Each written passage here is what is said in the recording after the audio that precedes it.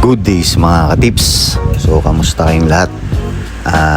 For today's video natin, samahan nyo kung buuin itong ating pangatlong yugto na tako. So ito'y order na naman po ng isa nating kababayan na from Canada na si Boss Joel Almerol.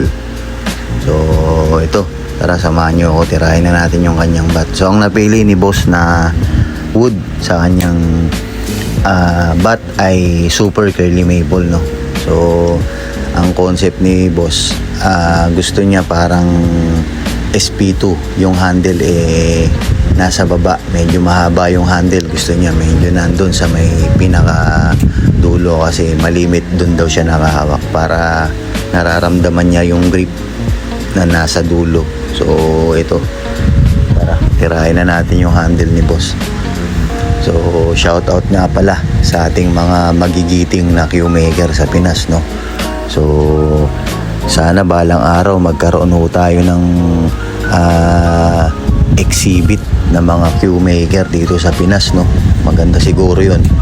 Lahat po ng mga Q-maker, no, magpe-present po ng kanilang mga obra maestra na tako. So para hindi lang po sa ibang bansa, kahit dito po sa atin meron din, kasi marami naman po tayong magagaling na Q-maker dito. Tayo po ay aspiring pa lang. So balang araw baka makasali tayo pag tayo po ay medyo nagkaroon na ng maraming experience sa pagbibuild ng tako, no? So mabuhay po yung mga Q-maker natin, lalo na yung mga matatagal na sa industriya. Sana po ay magkaroon tayo ng ganon exhibit ng mga custom Q sa Pinas, para yung mga player natin at saka yung mga collector dito na lang sa atin mamimili ng kanilang collection, no? So yun, na-share ko lang po yung thoughts ko, no? In the future sana magkaroon tayo ng ganon. So ito, nabuo na natin yung bat ni Sir Joel, no? So na-taper na natin. So yan, kita nyo yung forearm ni Sir, yung super curly maple na wood ang napili ni Boss. So ang nilagay nating handle ay hard maple, kasi lalagyan din po natin ng ng leather grip. So yan, i-finish na natin ng pinong sand para doon sa pag-apply natin ng sanding sealer, maganda yung pagkakalapat. So ayan, kitang-kita nyo yung galawan natin dyan, parang si San Goku, ang bilis.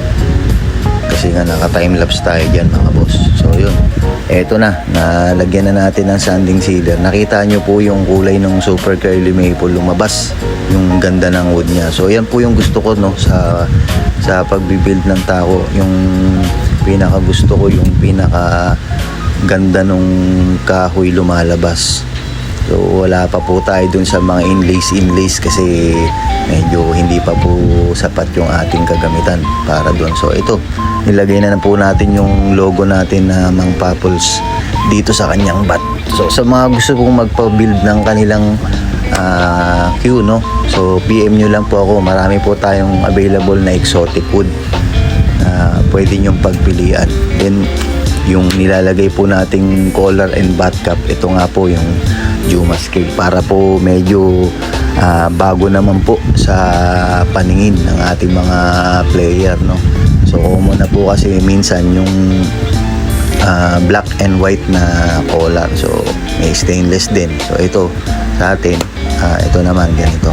So kita nyo po yung naka-core dyan is Purple Heart po. Medyo maganda po yung balanse nung tako para may konting bigat tsaka dagdag power na rin po sa bat natin. So ayan, nai-apply na po natin dyan yung pangatlo at pang-apat na coat. So ready na po to for wet sanding, no. So titenga po muna natin yan ng 1 to 2 days para matigas na matigas bago natin ibabing. So ayan, kita nyo ang ganda, parang tigre po. So yung kulay niya parang P3. So actually sa P3, itong wood na rin po ito ang ginagamit. So sa P3 lang, splice po yun, kaya medyo lace po yung curly niya. So ito po yung full na super curly na maple. Napakaganda po. Natural yung design. So yan, kita nyo yung loob niya, Purple Heart po yan. So lalagyan na po natin yan ng pin. So ang pin po nito ay Unilock dahil gusto ni boss yung shaft na order niya sa atin namang Papol Hybrid ay Unilock. So yan, nailagay na natin yung grip ni boss at saka yan, nailagay na natin yung protector.